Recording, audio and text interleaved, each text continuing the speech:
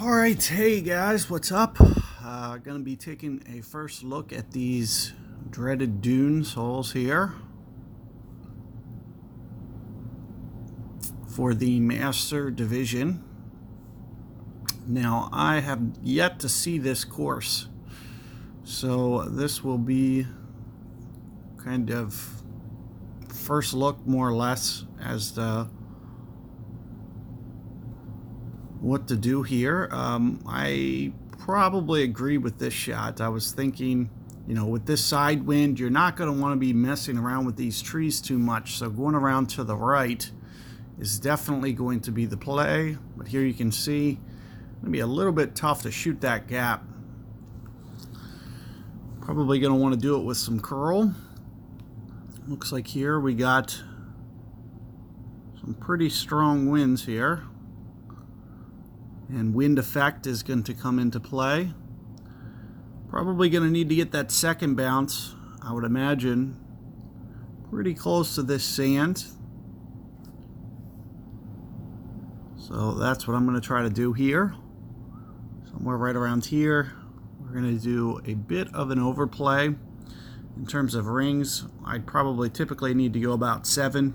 I'm probably going to go a little bit more than 9.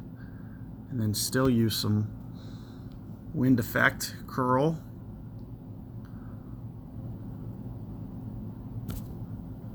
I also got another ring on that, give or take, with that great ball.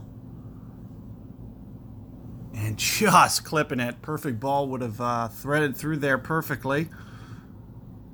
But you can see with what I'm trying to do, which is get the ball down into here. It looks like a POC 5 is going to be pretty ideal to make that happen. You can see we're not going to be out of range here when we do wind up in this sand, so still be able to get to the green, no issues. With that in mind, I'm just going to pitch out. I feel like you're going to have more value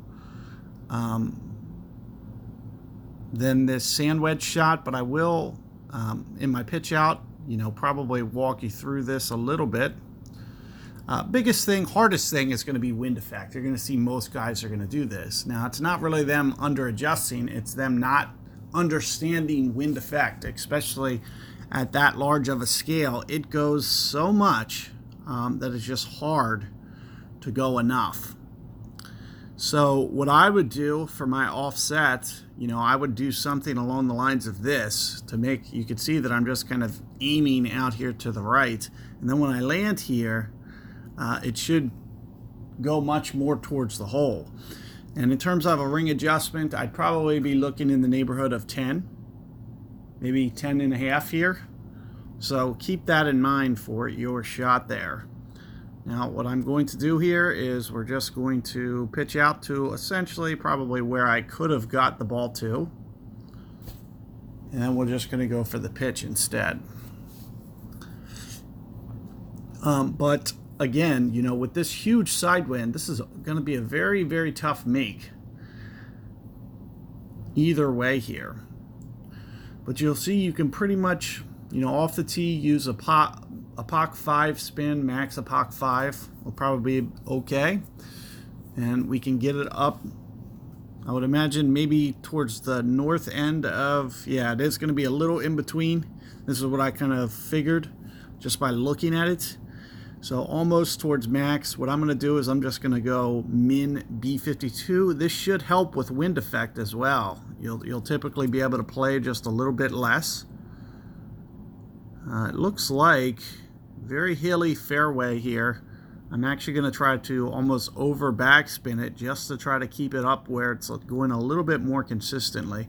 You can see that I'm like pre-playing about 2 grids of wind effect because it's going to be significant. On top of that, I'm going to go at least 1 per ring. So somewhere in the neighborhood of 12-ish rings here. Perfect ball. Let's just see. It's coming in nice and just a little bit light on the ring adjustment at 12 plus that 2-ish ball guide. Keep in mind we're at min club. If we do get more towards mid club, you're going to need a little bit more of a wind adjustment. But you can see When you factor those things in, and I was playing, as I mentioned, close to min club, I'm going to play pretty close to 1-ish per ring. I wasn't right at the min line.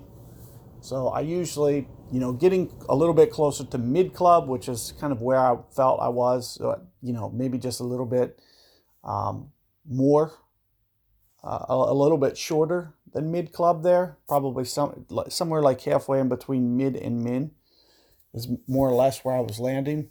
Also keep in mind, what I did with that, I was kind of testing my zone out. You could see that the ball, when I was landing just a little bit shorter, that fairway was all over the place. So I picked a spot where, and you could see I had to up my backspin a little bit more than I was comfortable doing, but I'd rather land on that flatter fairway spot than on that sketchy and with less spin. So keep that tip in mind too, because you want to make sure that you can do something consistently and that it's going to play consistently.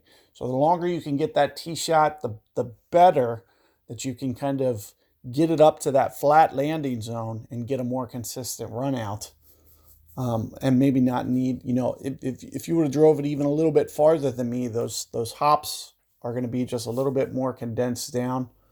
And with that, as a result, you may not need to use quite as much backspin as me.